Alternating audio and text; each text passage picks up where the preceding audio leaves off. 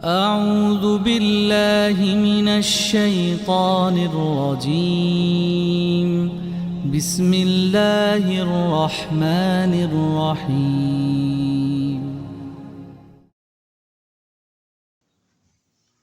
نبی علیہ السلام نے مسواک کے حوالے سے حکم ارشاد فرمایا، اسی طرح ناخن کاٹنے کے حوالے سے، بال کاٹنے کے حوالے سے، اور اگر کوئی شخص اپنی صفائی ستھرائی کا خیال نہ رکھتا تو نبی علیہ السلام سے خفا ہوتے۔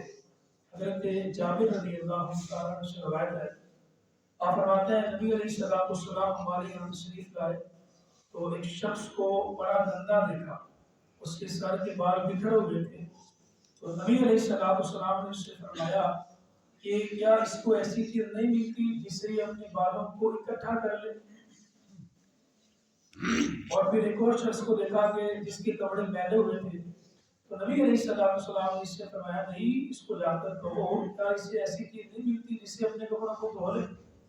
گویا نبی علیہ السلام صفائی ستھرائی کا درس ارشاد فرما رہے ہیں کہ انسان کو صاف ستھرا رہنا چاہیے۔ حضرت عطا بن یسار فرماتے ہیں نبی علیہ السلام مسجد میں تشریف فرماتے ہیں، ایک شخص آیا جس کے سر کے بال اور داڑھی کے بال بکھرے ہوئے تھے، تو نبی علیہ السلام نے اس کی طرف اشارہ کیا، گویا فرمایا کہ بھی بالوں کو درست کرے۔ وہ شخص اپنے گھر گیا اور بالوں کو اور داڑھی کو درست کر کے آیا۔ نبی علیہ السلام نے فرمایا بھی اے میرے صحابہ بتاؤ یہ پہلے زیادہ اچھا لگ رہا تھا یا اب زیادہ اچھا لگ رہا ہے؟ داڑھی اور بال رکھے جائیں تو اچھے انداز کے ساتھ رکھے جائیں۔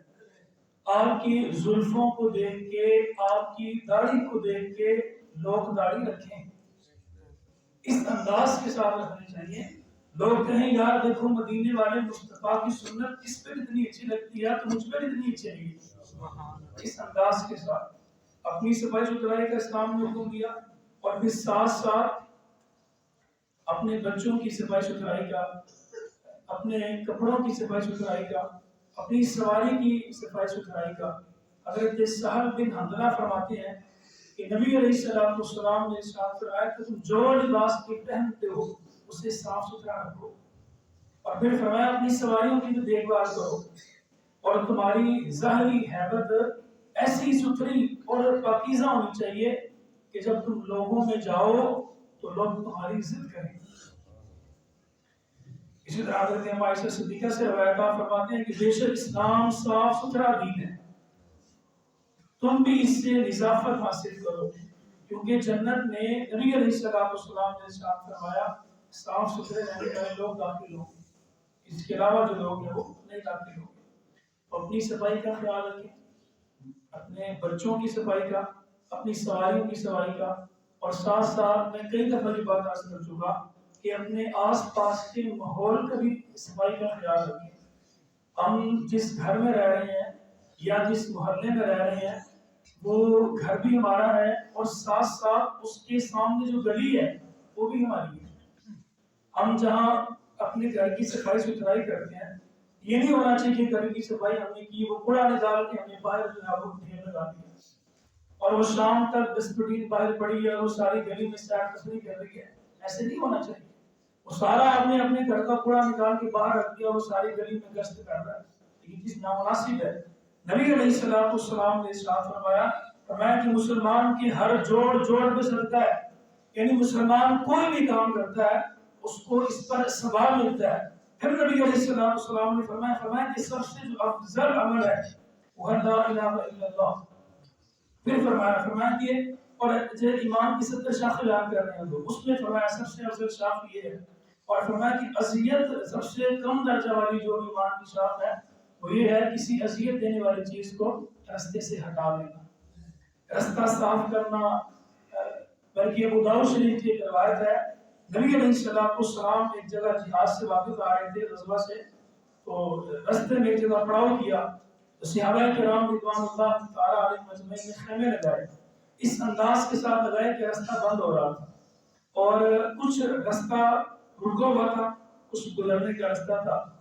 ایک شخص نے وہاں کے رہنے والے نے آ کے حضور کی بارگاہ میں عرض کی یا رسول اللہ صلی اللہ علیہ وسلم، یہ جو آپ کے صحابہ کرام ہیں انہوں نے خیمے اس طرح لگائے ہیں کہ رستہ جو ہے وہ تنگ ہو رہا ہے.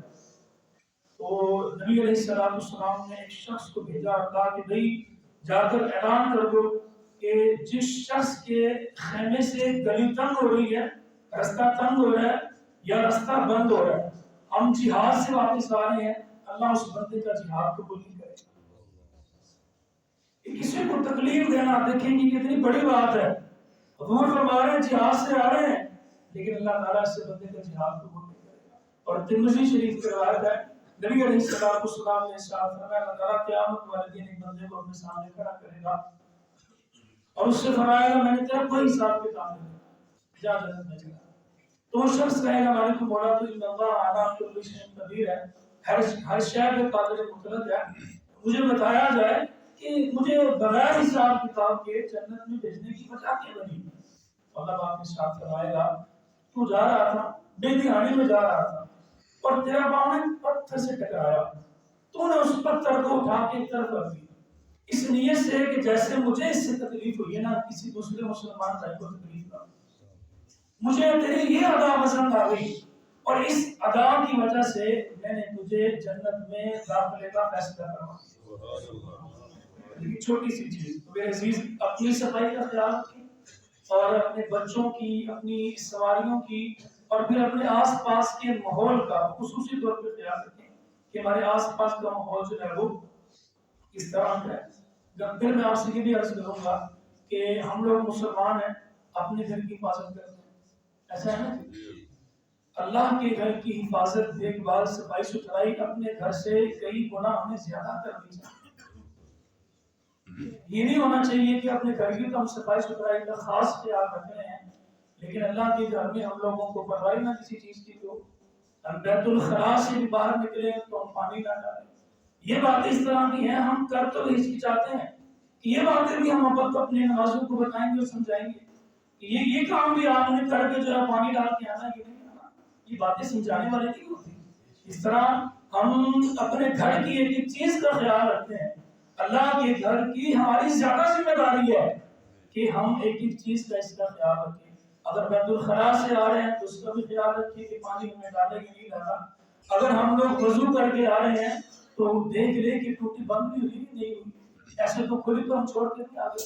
یا ہم اکیلے نماز پڑھ رہے ہیں، مسجد کا پنکھا تو نہیں ہم سے چلایا گیا، یا ہم نماز پڑھ رہے ہیں، قرآن مجید کی تلاوت کر رہے ہیں اور ہم واپس گئے ہیں تو وہ لائٹ چلی ہوئی تو نہیں ہے. یہ خاص کر کے ہمیں خیال رکھنا چاہیے.